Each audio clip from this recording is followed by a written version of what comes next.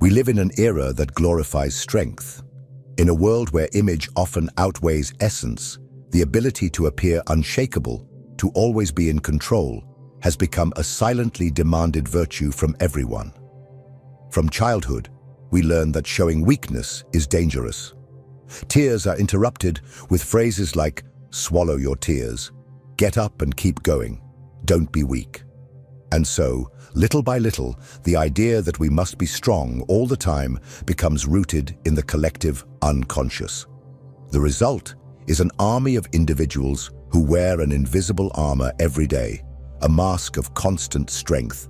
Men and women who, on the outside, seem to have everything under control, their careers, relationships, families.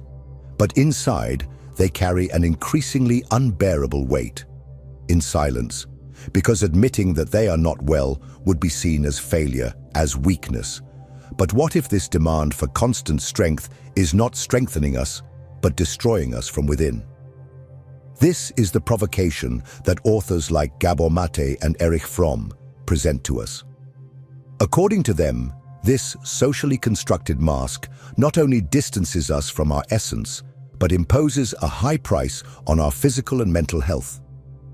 The continuous repression of legitimate emotions generates chronic tension, a constant state of alert that wears down the body and corrupts the mind. It is no wonder that we live in an era of silent epidemics. Anxiety, depression, autoimmune diseases, and psychosomatic disorders are becoming increasingly common among those who supposedly can handle everything. This video seeks to reveal the hidden mechanisms behind this ideal of strength that has been sold to us. It is not a superficial self-help discourse. It is a deep analysis based on the thoughts of Maté, Fromm, and other great scholars of the human psyche that dismantles the illusion that being invulnerable is the path to health and respect. Prepare for an uncomfortable and revealing journey, because you may discover that this strength of yours, so praised and admired, is, in fact, consuming you from within. And that the true path to healing and freedom begins when you allow yourself to finally be human. The demand to be strong all the time is not just an individual choice, it is a carefully constructed cultural trap built over decades, or perhaps centuries, that seeps into every aspect of modern life. It is not merely a familial or personal expectation, it is a social imperative fueled by an economic and political system that values the appearance of invulnerability and autonomy above any other human trait. At the core of this culture is the ideology of late capitalism, which Erich Fromm masterfully analyzed in the Sane society. Fromm argues that we live in a society where having has replaced being. A person's value is no longer in their authenticity, their capacity to feel, or their emotional depth, but in their ability to display success, control emotions, and maintain the image of someone unflappable. Life transforms into a constant performance. We are evaluated by external metrics: productivity, status, social visibility. Vulnerability, in this context, is not a sign of humanity, but a flaw to be corrected or hidden. This mentality manifests from childhood. Children who show intense emotions are quickly taught to control themselves. Don't cry. Swallow your tears. Be strong. Boys, especially, receive rigid emotional training. Crying is for the weak. Expressing fear or insecurity is unacceptable. But it's not just them. Girls, over time, are pressured to demonstrate emotional strength, especially in the corporate world or when taking on multiple roles in modern society.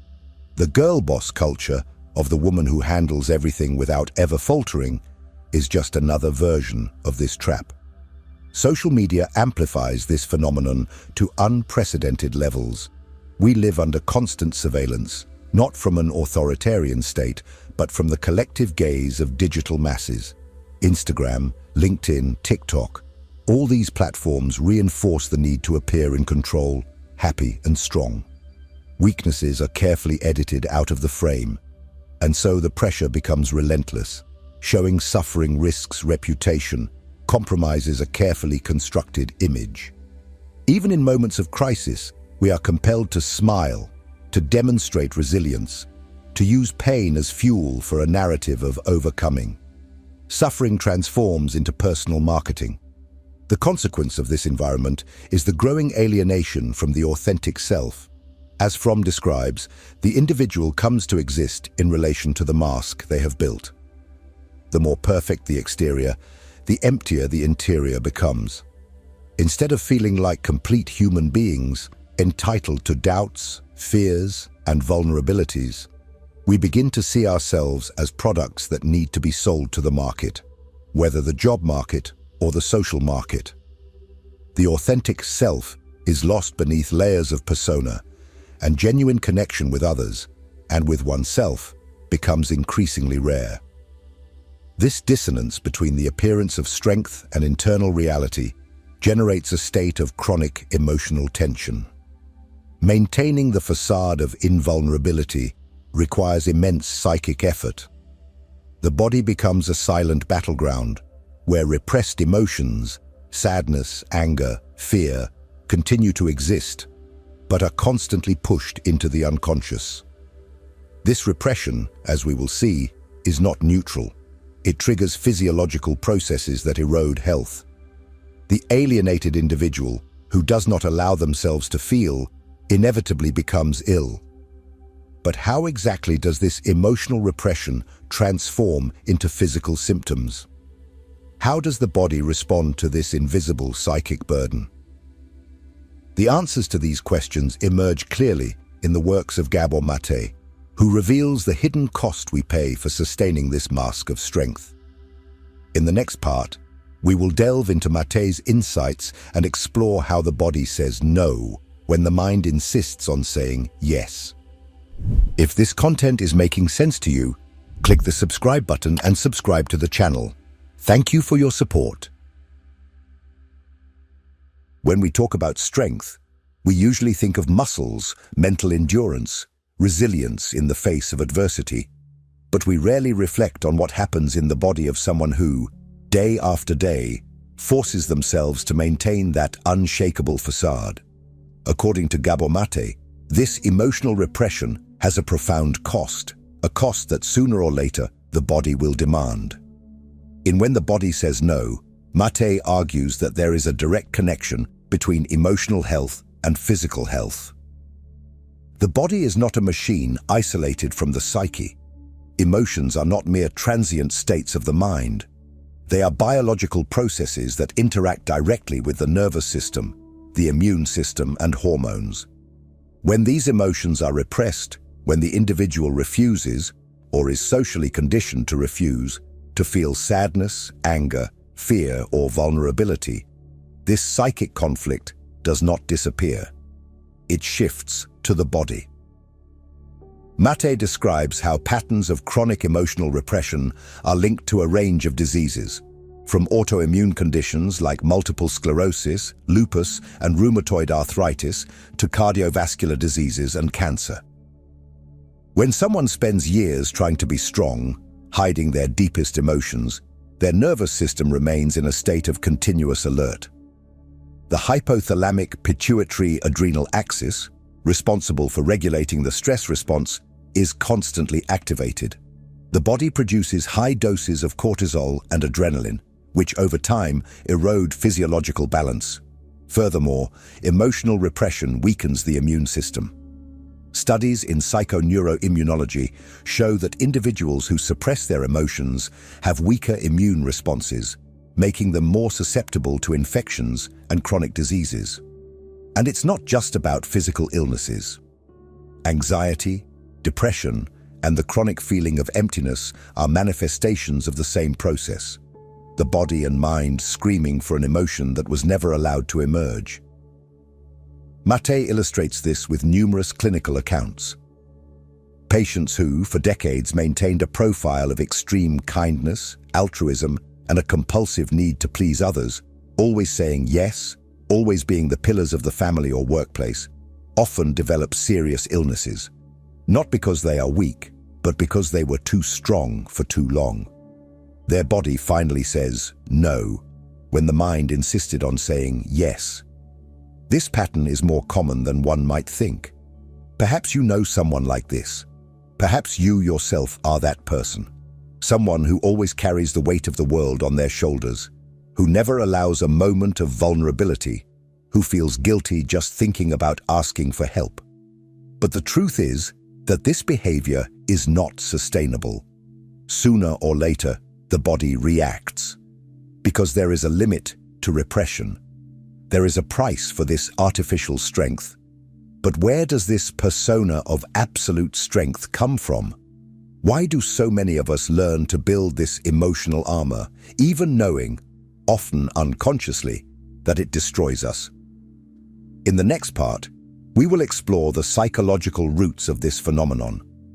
How the persona of strength feeds the repressed shadow, creating a cycle of self-sabotage and silent suffering.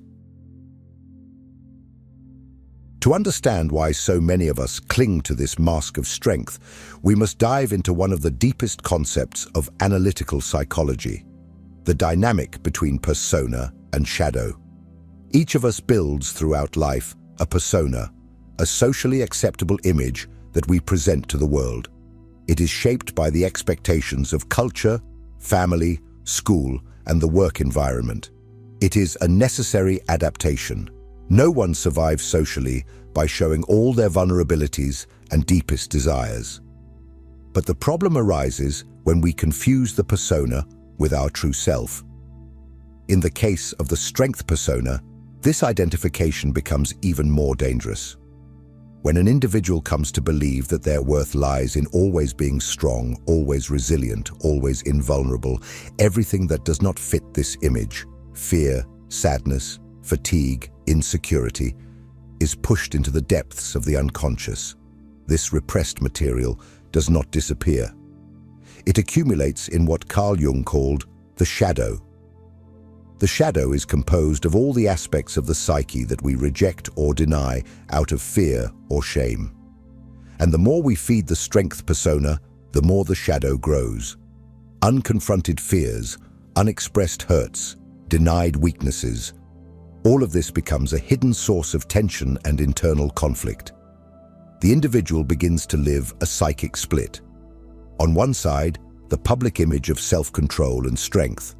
On the other, an underground sea of repressed emotions. This dissociation comes at a very high price. The more rigid the persona, the greater the pressure exerted on the shadow. This generates psychic symptoms such as chronic anxiety, panic attacks, depression, and physical symptoms such as the autoimmune diseases described by Gabor Maté. The body becomes the stage where the shadow tries to manifest, where the repressed truth of the psyche seeks, at any cost, to be heard. Furthermore, this repression feeds a cycle of self-sabotage. The individual begins to emotionally isolate themselves. The more they try to appear strong, the less they can ask for help. The shame of their own vulnerability prevents them from genuinely connecting with others. Relationships become superficial. Emotional loneliness deepens. And the greater the isolation, the greater the need to maintain the mask. A vicious cycle sets in. The most tragic part is that this pattern is widely reinforced by culture. As we have seen, we live in a society that rewards performance and punishes vulnerability. The strength persona is often publicly celebrated. The heroes of everyday life are those who never fail, who do not show emotions, who face everything with a smile on their face. This narrative not only legitimizes repression, but also makes it even harder to break free from it. But there is a way out. And this way out begins by questioning the very ideal of strength that has been sold to us. What does it really mean to be strong? Is this quest for invulnerability actually blocking our growth and healing? This is what we will explore in the next part, where we will unmask the false ideal of strength that hinders genuine development and traps us in silent suffering. In almost all modern cultures, being strong has become synonymous with an unattainable ideal, the unflappable individual who never wavers, never shows pain or weakness, and who deals with any adversity with unwavering self-confidence. This image is present in movies, series, social media, and corporate discourse. We are bombarded with stories of extreme overcoming, glorifying the individual who can take it all, who endures trauma and pressure without ever asking for help or showing a trace of vulnerability. But this is an ideal that, besides being unrealistic, is profoundly toxic. True strength does not lie in the denial of pain, but in the recognition and acceptance of one's own humanity. However, the false ideal of strength imposed on us acts like psychological poison. It teaches that weakness is a moral failure, that feeling fear or sadness is a sign of inferiority, that depending on others is shameful, and above all, that asking for help is an act of cowardice. As a result, the individual internalizes a pattern of relentless self-demand. They become both judge and executioner of themselves, punishing any sign of fragility that arises in their internal experience. This emotional rigidity not only paralyzes psychological development, but also hinders the possibility of true healing. As Gabor Maté explains, for the body and mind to recover, an internal space is needed where emotions can be felt and processed. When suffering is denied or repressed in the name of strength, it does not disappear. It accumulates, often unconsciously, until it manifests as physical illnesses or psychological disorders. It is the body, as Maté says, that ultimately says no, when the mind insists on saying yes. Furthermore, the belief in this false ideal of strength generates profound emotional isolation. The individual who does not allow themselves to be vulnerable cannot genuinely connect with others. Their relationships become superficial, based on social roles rather than authentic exchanges. Emotional intimacy, which requires openness and trust, becomes impossible. And the more isolated the individual feels, the more they cling to the persona of strength, as if it were their last bastion of identity. Erich Fromm, in the Sane society, warns of this danger. In a culture of having and appearance, the human being alienates themselves from their own essence. The mask they build to survive socially becomes a prison, and in trying to embody the ideal of absolute strength, the individual ends up mutilating fundamental parts of their self, their sensitivity, their empathy, their capacity to love and be loved. There is yet another aspect of this trap: psychic overload. Sustaining the persona of strength requires continuous and exhausting effort. It is like carrying an invisible burden that consumes vital energy at every moment. On the outside, the individual may seem unbreakable. On the inside, they live in a constant state of alertness and tension. Over time, this overload translates into chronic fatigue, anxiety disorders, depression, and, in more severe cases, psychosomatic or autoimmune diseases. It is not about physical weakness, but a collapse generated by excessive artificial strength. That is why insisting on this ideal of strength blocks the true healing process. It is not possible to heal without first recognizing and accepting one's own suffering. It is not possible to integrate the fragmented parts of the self without confronting repressed emotions. And above all, it is not possible to live a full and authentic life while trying to inhabit a mask that denies one's own humanity. But if this ideal of strength makes us sick and distances us from ourselves, what would be the way forward? How to break this pattern and begin a journey of true healing and self-discovery? The answer lies in a radical shift in perspective. Understanding that vulnerability is not a sign of weakness, but the deepest expression of courage. And that is exactly what we will explore in the next part. Why allowing oneself to be vulnerable is the first and most powerful step towards inner freedom and authenticity. If what you're hearing resonates with you, you'll find real value in my ebooks. Beyond the Shadow breaks down Jung's core ideas, while Dialogues with the Unconscious gives you a 30-day path to apply them in your life. Both are linked in the pinned comment. Few concepts are as misunderstood as vulnerability. In popular imagination, being vulnerable is synonymous with weakness. It is to open oneself to judgment, disdain, and possible abandonment. It is to expose oneself in a world that seems merciless. For this reason, most of us have been conditioned to avoid any demonstration of vulnerability. We learned from a very early age that crying is unacceptable, that expressing fear is shameful, that asking for help is humiliating. Thus, we internalize the belief that we must be self-sufficient, impermeable, emotionally unbeatable. But this is a dangerous illusion. Moreover, it is a complete inversion of reality. Because, as authors like Erich Fromm and Gabor Maté show, true strength does not lie in the denial of vulnerability. It lies in the courage to accept it, to inhabit it, to bring it to light. Exposing oneself emotionally is an act of courage because it goes against everything modern culture teaches us. It requires the willingness to abandon the mask of perfection and acknowledge, I also feel fear. I also suffer. I also don't have all the answers. This willingness is not a sign of weakness. On the contrary, it is a sign of psychological maturity. As Fromm states, emotional authenticity is one of the pillars of a healthy psyche.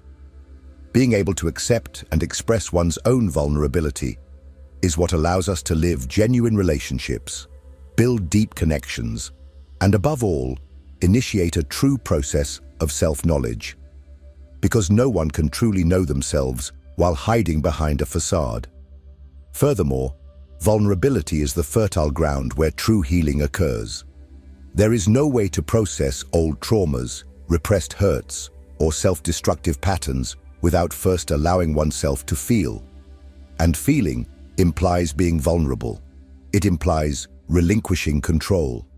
It implies letting long-buried emotions come to the surface, no matter how uncomfortable or painful they may be. Gabor Maté emphasizes that many of his sickest patients were precisely those who, for years or decades, refused to be vulnerable. They were the strong people, always willing to take care of others, but unable to care for themselves. And when they finally allowed themselves to break that armor, when they admitted their exhaustion, fear, and sadness, they began to experience a profound liberation. The body responded. The mind cleared. Because what is repressed becomes ill, but what is accepted has the power to transform. In this sense, vulnerability is a strength, perhaps the most powerful one we can cultivate. Because it is not reactivity. It is not emotional weakness. It is a conscious choice to live in tune with one's own truth. It is an affirmation of humanity in the face of a world that demands masks. But how to begin to walk this path? How to break with years, sometimes decades, of conditioning that taught us to be strong at any cost? How to rebuild a more authentic relationship with ourselves and with others? The answer lies in a gradual process of reconnection with the true self. And that is exactly what we will explore in the next and final part: how to initiate a path of healing and integration, freeing oneself from the persona of strength and reclaiming a fuller and more authentic existence. We arrive, then, at the essential truth. The cost of maintaining a facade of constant strength is immense, and for many, invisible. Beneath the surface of seemingly successful lives, what we often find are exhausted bodies, overloaded minds, repressed emotions, and a growing disconnection from the authentic self. It is not uncommon for these same people, regarded as examples of strength and resilience, to secretly feel empty, anxious, on the brink of collapse. This does not happen due to weakness. It happens because they have been taught, for decades, that being human is not enough, that one must be more, stronger, more productive, more perfect. But true strength does not lie in the denial of vulnerability. It emerges from the deep acceptance of who one is, with lights and shadows, with certainties and doubts, with strengths and fragilities. When you allow yourself to feel, when you let go of the demand for perfection and embrace your human condition, something extraordinary happens. You reconnect with your essence, with others, with life. It is not an easy path. Breaking free from years of conditioning requires courage. It requires a willingness to question deeply rooted narratives. It demands facing old fears and an entire culture that rewards superficiality and performance. But it is a necessary path, because as long as you remain trapped in the armor of strength, your true life will be suspended. And the body, sooner or later, will demand the price of this emotional exile. Now, the choice is in your hands. You can continue to wear the mask and perpetuate the cycle of silent suffering. Or you can begin, starting today, a process of reconnection. And it starts with a small step, admitting to yourself that you don't have to be strong all the time. That feeling pain is not failure. That asking for help is not shameful. That vulnerability, far from being a sign of weakness, is the gateway to a freer, more authentic, more alive existence. And you? Are you ready to take that step? Are you willing to shed the armor and look within, honestly? I want to hear your voice. Share in the comments. In what moments of your life did you realize that trying to be strong all the time only deepened your suffering? Or, if you still carry that armor, what else prevents you from letting it fall? Your experience may inspire others to reflect and perhaps to begin their own healing journey as well. And if this video resonated with you, don't stop here. Keep exploring. The next video on the channel delves even deeper into this journey. And believe me, it is essential for anyone determined to transform their relationship with themselves and the world. Don't miss it. And of course, if you value this type of content, subscribe to the channel, turn on notifications, and share this video with those you know need to hear this message. Because no one needs to carry this weight alone. Change begins with a choice, and that choice can start now.